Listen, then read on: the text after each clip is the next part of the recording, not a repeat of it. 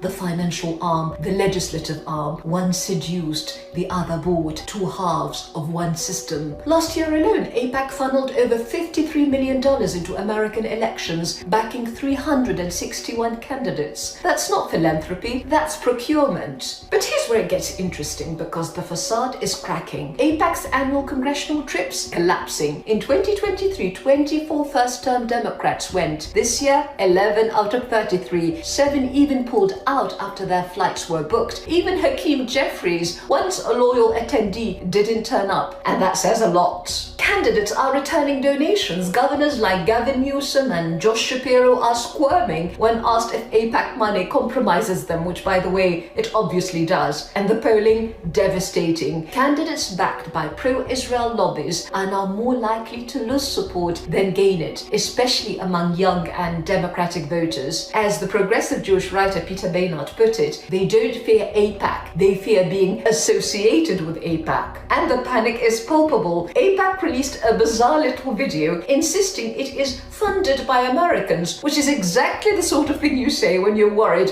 no one believes you anymore. But here's the real paradox. AIPAC may be losing its domestic shine, yet its grip on American foreign policy remains solid. Public opinion shifts quickly, power structures do not. And so, even as the lobby becomes a political liability at home, US foreign policy remains welded to Israel's interests abroad. Iraq, Afghanistan, Gaza, Iran, wars and occupations that bled America while benefiting someone else entirely. No empire in history has ever surrendered its grand strategy to the anxieties of a much smaller state, except one whose elites are compromised, corrupted, and controlled. And this, ultimately, is what the Epstein files reveal. Not a lone predator, not a salacious scandal, but a system built on moral decay, on vice, foreign influence, intelligence operations, and political servitude. Epstein wasn't the glitch, he was the blueprint. And so we're left with the only question that really matters: who actually governs the United States? Its elected officials, or the foreign network that owns their secrets, funds their careers, and feeds on their corruption? Because a country whose leaders are this easily compromised can't claim sovereignty. A republic whose elites are this cheaply bought can't claim legitimacy. And a superpower that can't even govern itself has no business pretending to lead the world. So when exactly will America insist, not in slogans, not in theater, but in action, that its government belongs to its people and not to Tel Aviv? That is the question the Epstein files leave behind, and it's not going away.